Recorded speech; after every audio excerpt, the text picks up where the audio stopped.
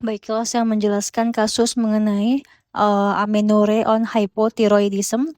Di sini yaitu 28-year-old woman comes to the office due to 4 months of amenorrhea. She also has whitish purple nipple discharge from both breasts. Several home pregnancy tests have been negative. Over the same period, she has had increased fatigue, depressed mood, weight gain.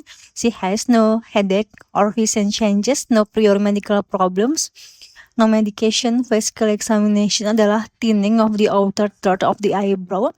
Thyroid gland yaitu adanya suatu enlarged dan juga non-tender. Abdomen and pelvic exam normal. Skin yaitu dry. Terjemahannya yaitu seorang wanita usia 28 tahun datang ke klinik karena tidak menstruasi selama 4 bulan. Pasien juga mengalami keluar cairan putih dari kedua puting payudara. Pasien sudah beberapa kali melakukan tes kehamilan di ruam dan juga hasilnya negatif. Selama periode yang sama, pasien juga mengalami mudah lelah, depresi mood, berat badan meningkat. Pasien tidak mengalami nyeri kepala atau gangguan penglihatan, tidak ada riwayat penyakit sebelumnya, tidak sedang mengonsumsi obat-obatan. Pemeriksaan fisik yaitu terdapat penipisan rambut pada sepertiga luar alis mata. Kelenjar tiroid yaitu membesar, tidak nyeri saat diraba, pemeriksaan abdomen dan juga pelvis normal, kulit tampak kering. Kemudian juga di sini yaitu laboratori yaitu serum beta negatif, tiroksin itu menurun, kemudian juga TSH di sini adalah TSH-nya decrease, prolaktinnya itu meningkat, antitiroid peroksidasenya adalah positif.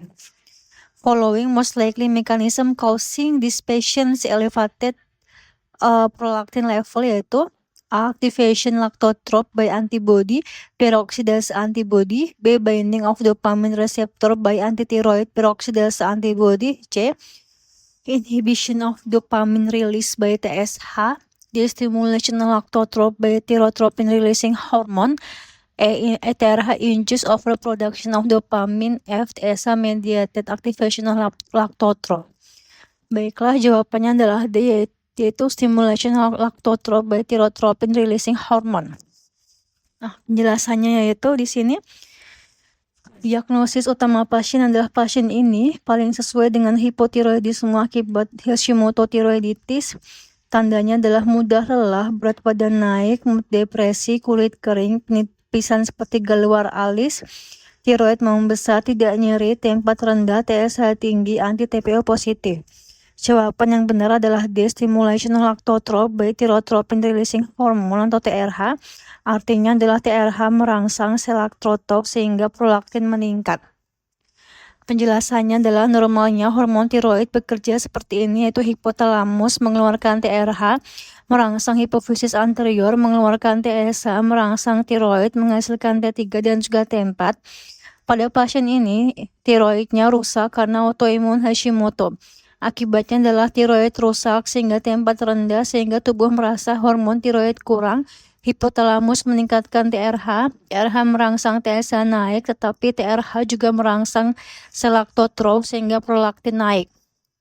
Kemudian juga flow chartnya adalah Hashimoto thyroiditis yaitu menyebabkan tiroid rusak sehingga T4 rendah, menyebabkan hipotalamus kompensasi sehingga TRH naik. Ada dua efek yaitu di sini. TRH naik merangsang hipofisis anterior sehingga TSH naik. Efek dual adalah TRH naik, sel lactotroph hipofisis anterior, prolaktin naik menyebabkan galaktorrhea plus amenorrhea. Kenapa prolaktin tinggi menyebabkan amenorrhea? Prolaktin tinggi menghambat GnRH. Flow chart adalah prolaktin tinggi sehingga GnRH tinggi menyebabkan LH dan juga FSH turun sehingga ovulasi terganggu menyebabkan amenorrhea.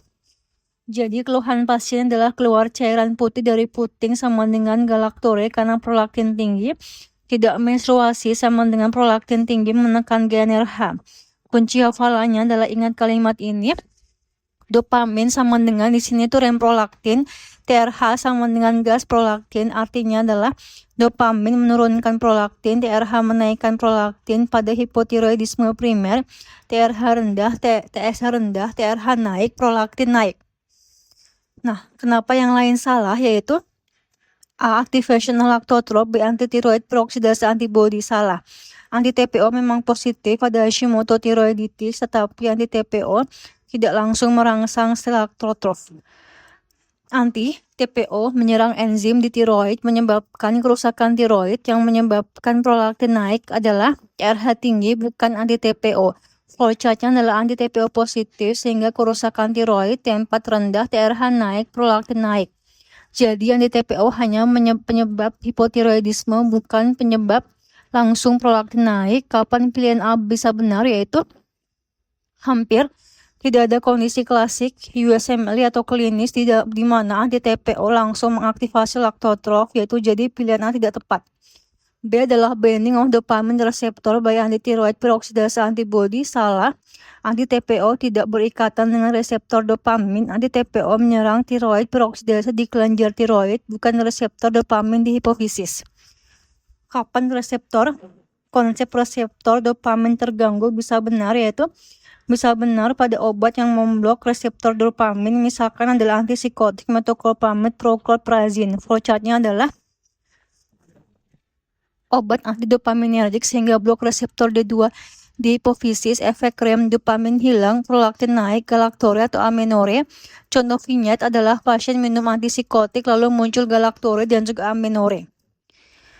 C itu inhibition of dopamine release by TSH. Salah, TSH tidak berperan penting dalam menghambat dopamin. Pada kasus ini TSH memang tinggi, tapi TSH bukan penyebab langsung prolaktin naik. Yang berperan adalah TRH.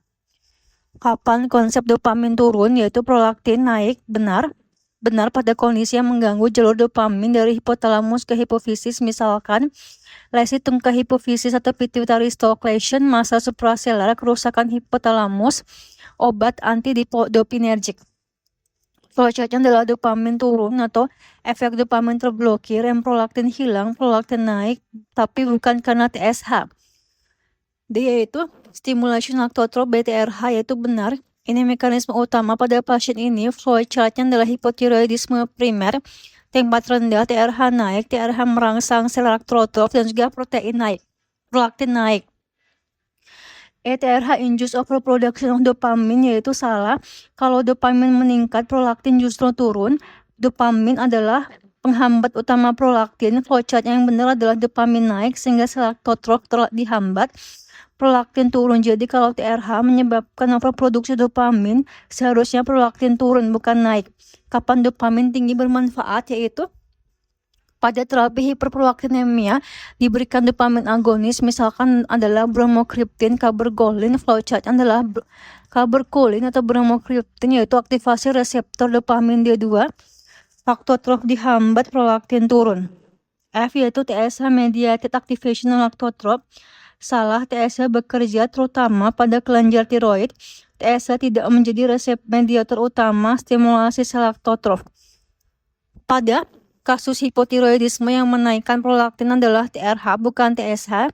Kapan TSH tinggi? TSH tinggi pada hipotiroidisme primer, contoh adalah Hashimoto tiroiditis sehingga tempat rendah, feedback negatif berkurang, TRH naik, TSH naik, tapi TSH tinggi hanya tanda kompensasi, bukan penyebab utama prolaktin naik. Ringkasan sepermudahnya adalah pasien ini Hashimoto tiroiditis, hipotiroidisme primer, tempat rendah, TSH tinggi, anti-TPO positif, TRH naik, TSH merangsang laktotrof, prolaktin naik, galaktore, prolaktin menekan GnRH, LH atau suatu FSH turun, amenore. Hafalannya adalah pada hipotiroidisme primer, tempat rendah membuat TRH naik, TRH merangsang TSH dan juga prolaktin.